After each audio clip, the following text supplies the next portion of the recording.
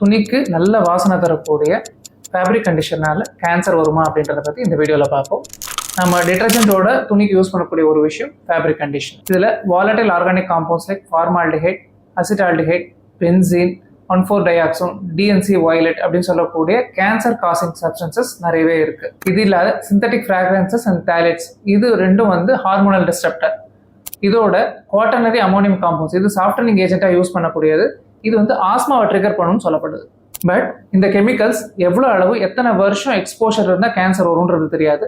ரிசர்ச்சாலையும் இந்த கெமிக்கல்ஸால ஹியூமன்ஸுக்கு கேன்சர் வருமானது கிளியராக சொல்ல முடியல.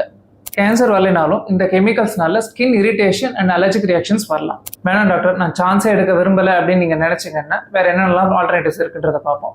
ஃபர்ஸ்ட் அண்ட் ஃபார்மோஸ்ட் நீங்கள் அன்சென்டட் ஆர் சென்ட் ஃப்ரீ ப்ராடக்ட்ஸை யூஸ் பண்ணலாம். ரெண்டாவது EPOட சேஃப்டி லேபிள் அதில் இருக்கான்றதை பார்த்து வாங்குங்க. மூணாவது ஒயிட் வினிகர் யூஸ் பண்ணலாம். இதனால துணி சாஃப்ட் ஆகும், பட் ஸ்மெல் எதுவும் இருக்காது. நாலாவது உல் ட்ரையர் பால்ஸை ட்ரையரில் யூஸ் பண்ணலாம்.